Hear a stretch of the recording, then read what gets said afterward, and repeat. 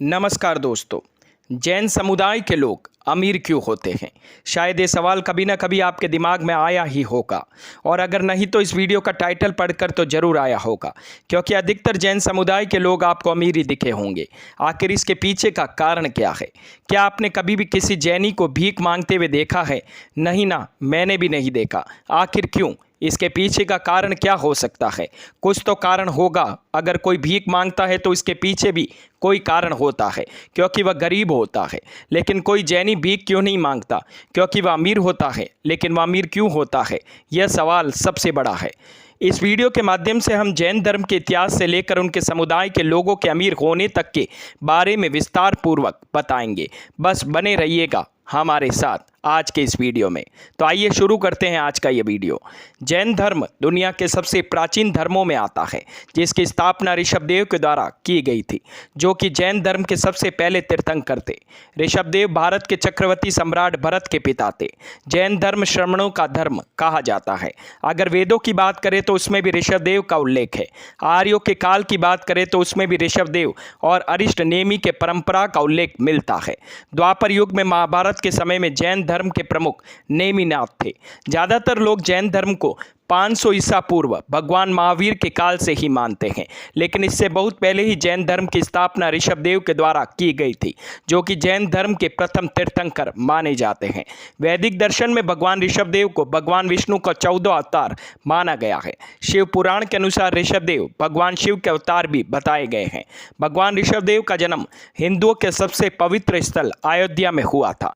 उनके पिता का नाम महाराज नाभि था और माताजी का नाम महारानी मरुदेवी था। ऋषभदेव एक महान और प्रतापी राजा थे। उनका विवाह इंद्र की पुत्री जयंती से हुआ था। माना जाता है कि उनसे उन्हें सैकड़ों संतानें हुई, जिनमें से एक भरत भी थे, और उन्हीं भरत के नाम पर हमारे देश का नाम भारत पड़ा। दोस्तों, हमारे पुराण अथाह सागर है। हम इन्हें जितना भी खुरेदेंगे उतनी ही बातें निकल कर सामने आएगी। इसलिए हम ज़्यादा गहराई में न जाकर अब आपको बताते हैं कि जैन धर्म क्या होता है। जैन धर्म के 2 संप्रदाय हैं, दिगंबर और श्वेतांबर। जैन धर्म के प्रार्थना स्थल को जिनालय या जैन मंदिर कहते हैं। जैन शब्द संस्कृत के जिन शब्द से बना है, अर्थात जीतना। जिन शब्द का अर्थ है जीतने वाला। जो इंसान अपने तन, मन और वाणी को जीत ले और आत्मज्ञान की पूर्ण प्राप्ति कर ले, उसे जिन या जिनेंद्र कहते हैं। अर्थात जैन धर्म को जिन भगवान का धर्म भी कहते हैं। पार्श्वनाथ जैन धर्म के 23वें तीर्थंकर थे, जो काशी के इक्ष्वाकु वंशीय राजा अग्रसेन के पुत्र थे। वे 30 साल की आयु में अपना घर बार छोड़कर सन्यासी बन गए और लोगों को यह संदेश दिया कि वे हिंसा न करें, चोरी न करें, झूठ न बोले और संपत्ति न रखें। भगवान महावीर जैन धर्म के 24वें तीर्थंकर थे। भगवान महावीर का जन्म 540 ईसा पूर्व में वैशाली के क्षत्रिय कुंडलपुर में हुआ था। उनके बचपन का नाम वर्धमान था। उनके पिता राजा सिद्धार्थ थे, जो कि ज्ञातक वंश के सरदार थे, और माता त्रिशला लिच्छिवी राजा चेतक की बहन थी। महावीर की पत्नी का नाम यशोदा था और उनकी पुत्री का नाम अनोजा प्रियदर्शिनी था।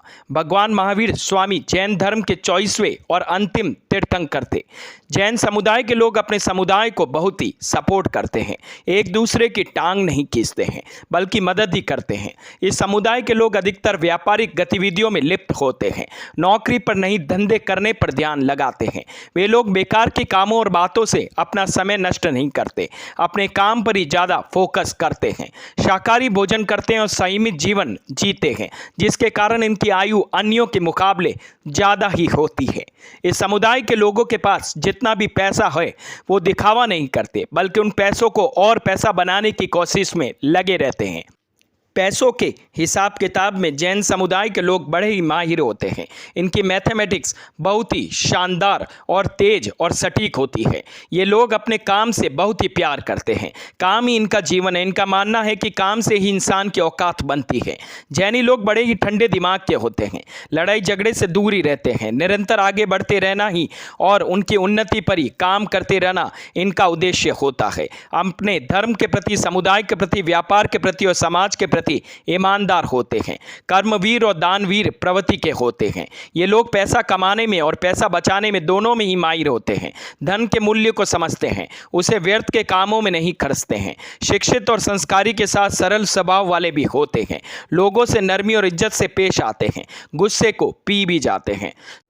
अब आइए जानते हैं पूरे वीडियो के निष्कर्ष के बारे में। अब आपके मन में एक सवाल पैदा हो सकता है कि इस वीडियो में बताई गई बातों से अमीरी का भला क्या संबंध है। तो जनाब, जो लोग शिक्षित होंगे, संस्कारी होंगे, शाकाहारी होंगे, संयमित होंगे, साथ ही साथ एक मजे वे व्यापारी होंगे और पैसा कमाने के साथ उसे बचाने के गुणों में माहिर होंगे, तो ऐसे लोग अमीर नहीं होंगे तो भला क्या होंगे। और ये सभी बातें जैनियों के अंदर कूट कूट कर भरी होती हैं, जिसके कारण जैन समुदाय के लोग औरों के मुकाबले ज़्यादा अमीर होते हैं। अगर देखा जाए तो इस समुदाय देश का सबसे बड़ा अल्पसंख्यक समुदाय है। इस कम्युनिटी ने कभी अपनी माइनॉरिटी का रोना नहीं गाया, अपने काम से ही अपनी इज्जत और पहचान बनाई और अपने समुदाय के साथ साथ देश की अर्थव्यवस्था और इज्जत भी बढ़ाई। अन्य समुदायों को भी इनसे सीख लेनी चाहिए, लेकिन सीख लेगा कौन? क्योंकि हमारे देश में लोगों को सीख लेना मुश्किल लगता है और भीख लेना आसान लगता है। जिसे देखो फ्री फ्री फ्री के पीछे भाग रहा है। कोई यह समझने की कोशिश नहीं कर रहा है कि फ्री में तो सबसे सस्ती चीज़ ही मिलती है। अगर कोई भी महंगी चीज़ चाहिए तो उसके लिए अच्छे पैसे खर्च करने होंगे, जो कि आप कमा कर ही प्राप्त कर सकते हैं। जैन कम्युनिटी अपनी मेहनत और काबिलियत से अपना व्यापार चलाती है और अपनी खुद की कमाई खाती है। ना तो सरकार से अपनी माइनॉरिटी का रोना रोती है और ना ही किसी भी प्रकार का कोई सहयोग मांगती है, बल्कि समुदाय के लोगों को रोजगार देती है। साथ ही साथ सरकार को भी सबसे ज़्यादा टैक्स यही कम्युनिटी अदा करती है। जो लोग अपने जीवन में निवेश करते हैं वही एक दिन अमीरी की दुनिया में प्रवेश करते हैं। जब चाहे जैन समुदाय का हो या फिर किसी भी अन्य समुदाय का बंदा, जो भी स्वास्थ्य, शिक्षा, समाज, व्यापार और खुद के आकार का निवेश करेगा वही भविष्य में अमीरी की दुनिया में प्रवेश करेगा। आप भी ऐसा कर सकते हैं। कोशिश करके तो देखें, आपके जीवन में क्रांतिकारी परिवर्तन देखने को मिलेगा। तो दोस्तों, कैसी लगी मेरी ये जानकारी? अगर मेरी ये वीडियोस आप लोगों को पसंद आते हैं तो प्लीज़ लाइक, शेयर, सब्सक्राइब करना ना भूलें और हाँ, कमेंट करना भी ना भूलें। धन्यवाद।